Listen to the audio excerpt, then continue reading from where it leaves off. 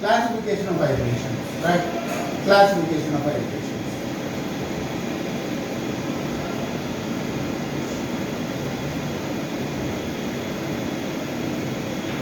Classification of vibrations. See, it is classified based on two things, right?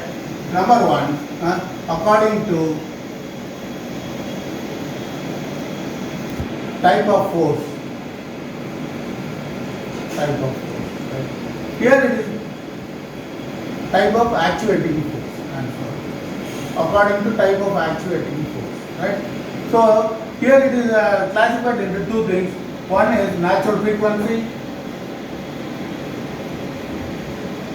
See, in the case of natural frequency, we give an initial tap. With the hammer, you just give a hit. That's all. So that is the only thing you give the natural frequency. Then it will go on be oscillating, right? Whereas in the case of forced frequency, right, you give the entire force for each cycle of operation of vibration, right? In the case of forced frequency, right? Here once again it is divided into undamped and damped, right? Undamped and damped, right? Damped means if the amplitude goes on reducing and you just grip the body, it will go on reducing with amplitude, so it is called damping, right? Undamped means you leave it free, it will go indefinitely, it will go on vibrating, right? So here natural frequency also, you have two classifications. One is undamped and another is damped. In the case of damped, the amplitude will become zero within a short time, right? Okay. Now here, according to the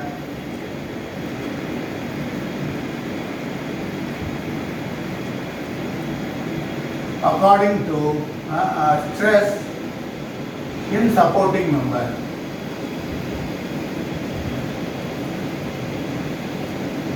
right? This is classified into three once again.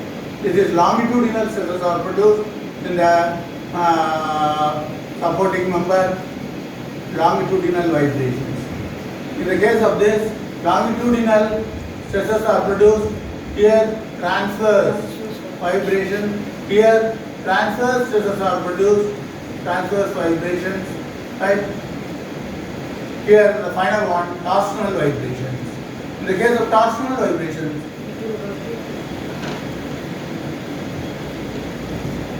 alternatively, torque will be developed, right? See, in the case, alternative torsional shear stresses will be produced in the case of torsional vibrations. In the case of transverse vibrations, if I grip the pen like this, the vibration will be like this, and it will produce transverse stresses in this, right? Whereas in the case of longitudinal vibrations, I keep the pen like this, pull it down and up like this, right? So the stresses will be axial, right? So in the case of longitudinal vibrations, axial stresses are produced in the supporting member, right? And in the case of transverse vibrations, transverse stresses are produced or shear stresses are produced in the case of transverse vibrations in the supporting member. In the case of torsional vibrations, see, I keep the pen like this, twist it and untwist it alternatively, so upon the torsional shear stresses will be produced, right? So these are the classifications of various classifications of the vibrations, right? So based on the actuating force, we classify into natural frequency and forced frequency. And in the case of based on according to the stress produced in the supporting member, it is divided into three categories. One is longitudinal vibrations, and another is transverse vibration, and another is torsional vibration. This is transverse. This is torsional. Right? Here, let us assume a vertical member is hanging from roof like this, a circular rod or something like that, and at the bottom a heavy mass is suspended. Right? If I hit the mass with the hammer from top like this and leave it, then the mass will be vibrating like this axially, right? So what sort of stresses will be produced in the member?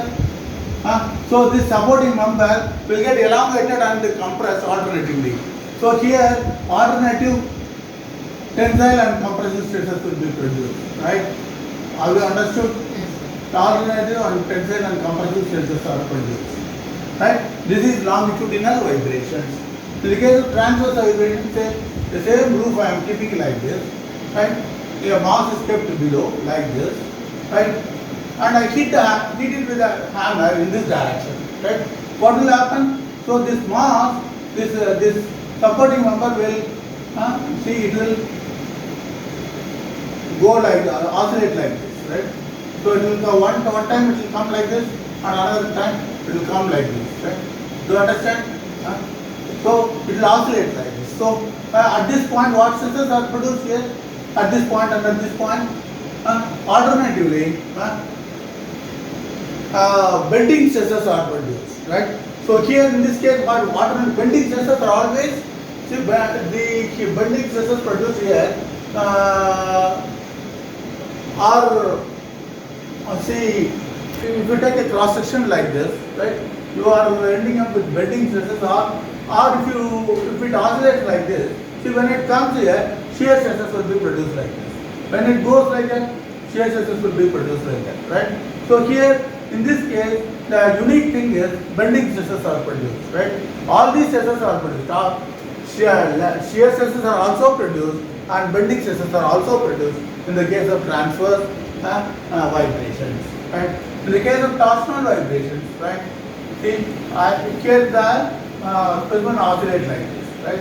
Here it vibrates like this, here it vibrates like this. That is the movement of the this one supporting member will be perpendicular to the axis, like this. Do you understand? So the axis is like this, means, so movement of the particles are perpendicular to axis, right? Movement perpendicular to axis. Do you understand? Movement perpendicular to axis. Here movement, what is movement? Movement parallel to axis, right? Do you understand? Movement parallel to axis, right? In the case of torsional vibrations, right?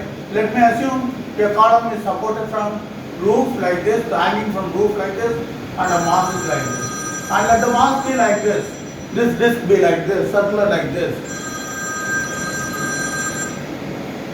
And let it be a circular disc like this. And what will happen? If it is twisted or untwisted like this, then the disc should be twisted and untwisted like this, right? It should be twisted and untwisted like this. So if I take the center line like this, right? So the disc will be rotating from this position to this position, theta this side and theta this side, right?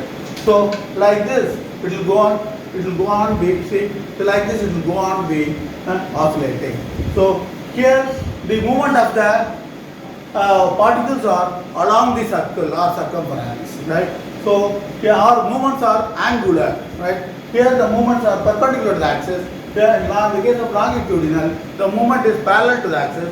In the case of transverse, the movement is perpendicular to the axis. In the case of torsional, it is angular, the movement is. That's all. Thank you.